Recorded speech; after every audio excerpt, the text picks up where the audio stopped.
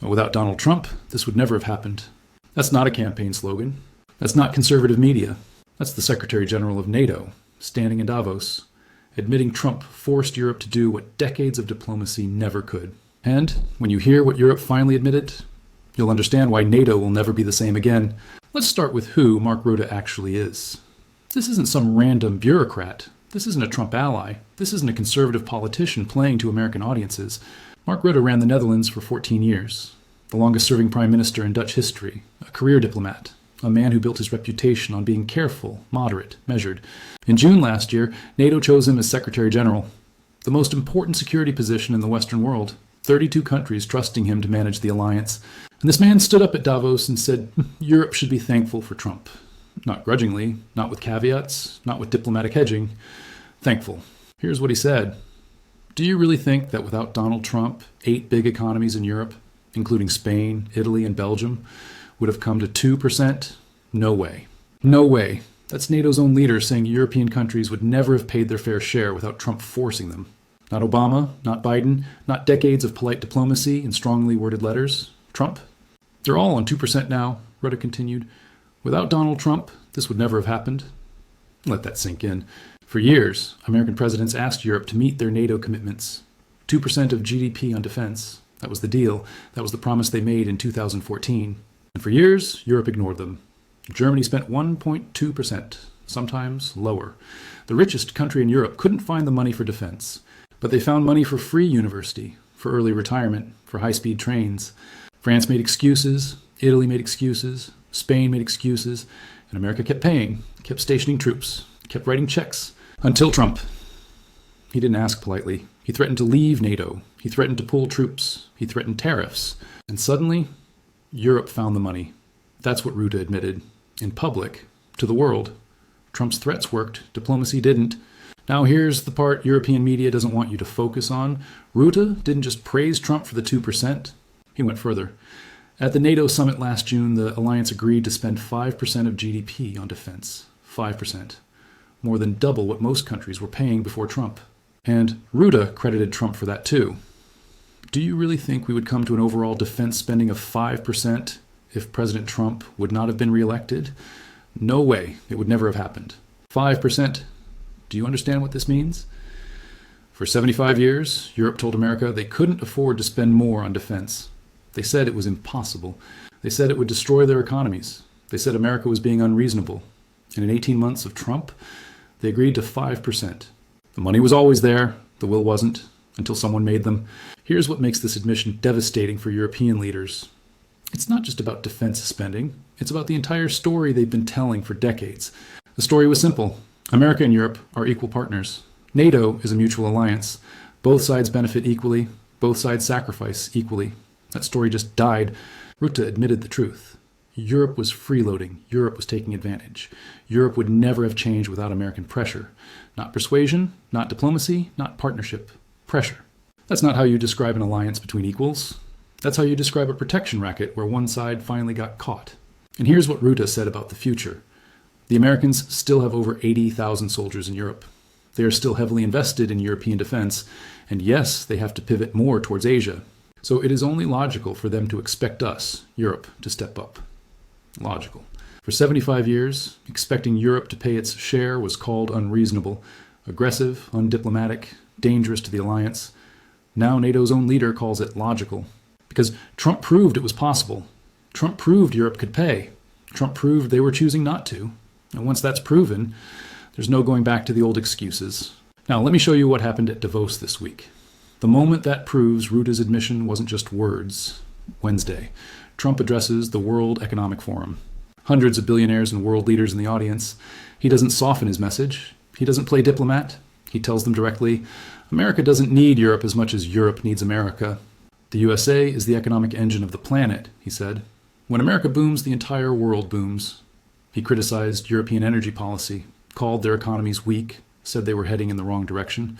And then he turned to Greenland.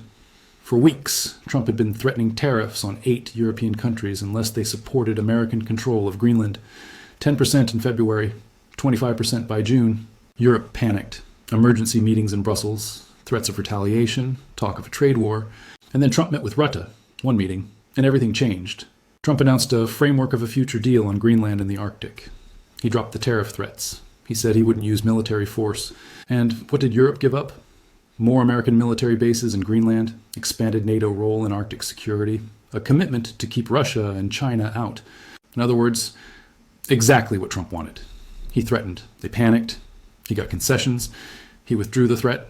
That's not a negotiation between equals. That's leverage. And Rutte, the man who just admitted Trump was right, helped deliver it. Here's what this tells you about the next 4 years. Trump now knows, with confirmation from NATO's own leader, that pressure works, threats work, Europe will fold. The 2% was never the ceiling, it was the floor. 5% is coming, and maybe that's not the ceiling either. Rutte said it himself. We have to take care more of our own defense. More. That word is doing a lot of work. Because if Trump got them from 1.5 to 2%, then from 2 to 5%, what's stopping him from pushing further? Nothing. Europe already admitted they were bluffing. Their own leader said so. And you can't run the same bluff twice against someone who already called it. Now let me show you what Rutte's admission really means. Not for Trump, not for NATO. For the entire story Europe has been telling the world for 75 years. The story goes like this. After World War II, America and Europe built an alliance. Equal partners, shared values, mutual defense. America provided muscle because it was stronger. Europe contributed what it could. Together, they kept the peace. Together, they stopped the Soviets. Together, they built the modern world. That's the story. It's a lie. And NATO's own leader just confirmed it. Here's what really happened. America rebuilt Europe. $14 billion in Marshall Plan money. In 1948 dollars, that's nearly $200 billion today. America stationed troops in Europe. Hundreds of thousands of soldiers. Bases in Germany, Italy, Britain, Spain. All paid for by American taxpayers. America provided the nuclear umbrella. The guarantee that any attack on Europe meant war with Washington. And in exchange, Europe promised to spend 2% of GDP on their own defense. They broke that promise almost immediately, and they kept breaking it for 70 years. While American infrastructure crumbled, Europe built high-speed trains. While American healthcare costs exploded, Europe built universal coverage. While Americans worked until 67, Europeans retired at 55. All of it paid for by money they should have spent on defense. All of it subsidized by American taxpayers who covered their security bill. That's not an alliance, that's a dependency. And this week, NATO's Secretary General admitted it. Without Donald Trump, this would never have happened. He didn't say without American leadership. He didn't say without NATO unity. He didn't say without diplomatic pressure. He said without Donald Trump. One man, threatening to leave, threatening consequences. That's what it took to make Europe pay its bills. 75 years of polite requests failed. 18 months of Trump succeeded. That tells you everything about how this alliance actually works. Now here's what European leaders don't want you to understand.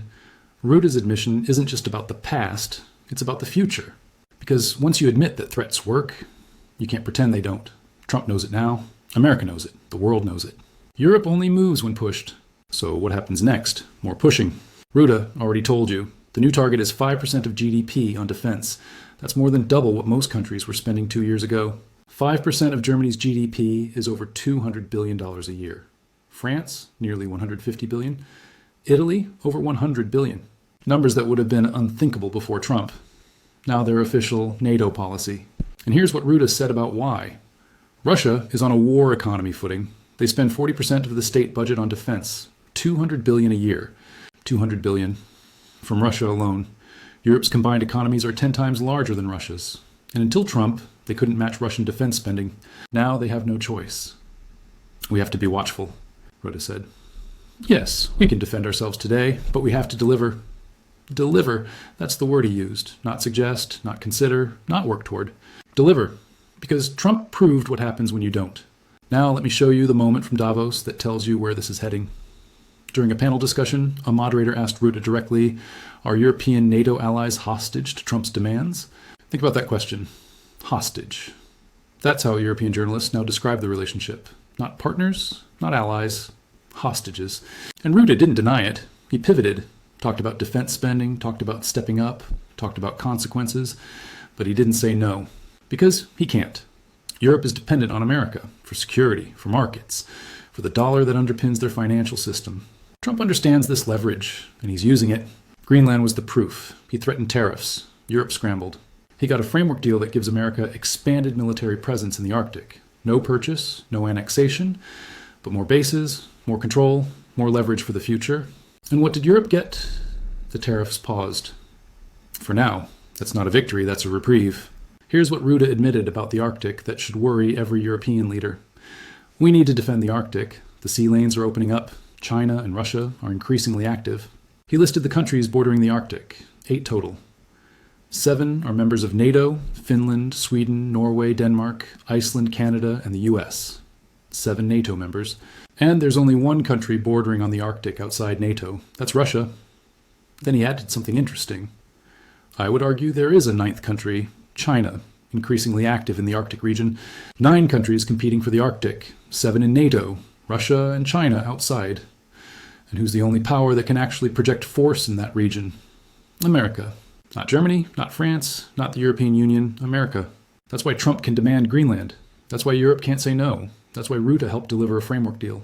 Because without America, Europe can't defend the Arctic, can't secure the shipping lanes, can't stop Russia and China. They need Trump more than Trump needs them. And now everyone knows it. Here's what this means for the American taxpayer.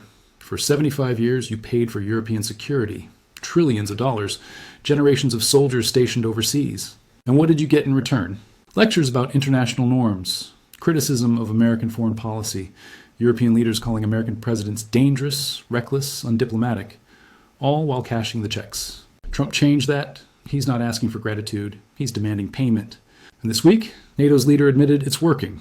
The 2% target that Europe ignored for decades, now they're hitting it. The 5% target that would have been impossible before Trump, now it's official policy. The Greenland leverage that everyone said was crazy, now there's a framework deal. Trump isn't breaking the alliance, he's repricing it, making Europe pay what it always owed. And here's the part that should terrify Brussels. This is just the beginning. Trump has 4 more years. He knows the leverage works. He knows Europe will fold. What else will he demand? More bases, more spending, more control over European foreign policy. There's no limit anymore. Rutte already admitted Trump was right. Already admitted threats work. Already admitted Europe wouldn't move without pressure. You can't take that back. The bluff is dead. The leverage is permanent. Let me tell you what Rutte said that summarizes everything. I'm not popular with you now because I'm defending Donald Trump. Not popular. The Secretary General of NATO knows that defending Trump makes him unpopular with European elites, with Davos billionaires, with the journalists in the room. And he said it anyway, because he can't deny the truth anymore. Trump forced Europe to change. Trump proved they were lying about what they could afford. Trump showed the world that 75 years of polite diplomacy accomplished less than 2 years of American pressure. That's the admission. Not from a Trump supporter, not from an American conservative, not from someone with an agenda, from the man running NATO. Without Donald Trump, this would never have happened. 75 years of broken promises, trillions of dollars subsidizing European welfare states, generations of American soldiers protecting countries that wouldn't protect themselves, and finally, someone made them pay. Not by asking, not by begging, not by hoping they do the right thing, by threatening consequences. Trump was right. NATO's own leader just said so. And now the whole world knows what American taxpayers have known for decades. Europe needed us. We never needed them. The free ride is over, and it's never coming back. Check the description for more on how Trump is reshaping the global order and what comes next for American power